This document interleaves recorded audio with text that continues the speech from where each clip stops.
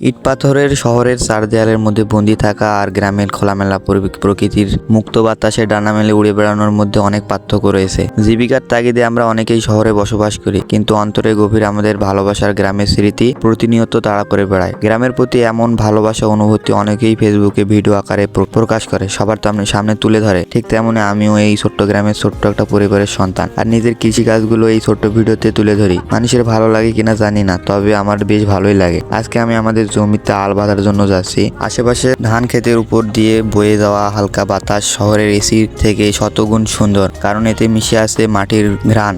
কথা বলতে বলতে আমরা চলে আসছি জমিতে আল বাঁধার জন্য। তো জমিতে এখানে এসে দেখি পুরো একটা বড় আল বাঁধা লাগবে। গত কয়েকদিন ধরে বৃষ্টি হয়েছিল, বৃষ্টির কারণে জমির আলগুলো পুরোপুরি ডুবে যায়, আর আমরা এখনো আগাছা দমনের ওষুধ দেই নাই। জমিতে ওষুধ না দেওয়ার কারণে সবার আগে আলগুলো বাঁধা লাগবে, যাতে করে আমাদের জমির পানি অন্য জমিতে না যায়। আমাদের জমির পানি যদি অন্য জমিতে যায়, তাহলে আমাদের সার দিয়ে বা ওষুধ স্প্রে করে কোনো লাভ নেই, কারণ আমাদের জমির ওষুধগুলো সব অন্য জমিতে চলে যাবে। তো কাজ শেষে আমরা চলে আসছি এই একটা খোলামেলা জায়গায়। এখানে এসে আমরা জাম্বুরা খাইতেছিলাম। জাম্বুরা খাওয়া শেষ হলে আমরা নতুন বছরের নতুন একটা ফুল হইতেছে শাপলা। এই বছরের মৌসুমে শাপলা ফুল সব থেকে সৌন্দর্য এবং আকর্ষণীয় করে তোলে। তেমনি আমাদের পুকুরে একটু গ্যাস হয়েছিল, তাই জন্য আমরা পুকুরে গোসল করার জন্য নামি, আর এখানে দেখে অনেকগুলো শাপলা ফুল ফুটে আছে। তো কি করব, শাপলা ফুলগুলো তোলার জন্য আমরা দুই ভাই লেগে পড়ি শাপলা ফুল তোলার জন্য। বেশ ভালো লাগলো, অনেকক্ষণ সাঁতার কাটলাম, আর এখানে এসেই অনেকগুলো ফুলও পাইলাম। সাঁতারও কাটা হলো, ফুলও আনা হলো, আবার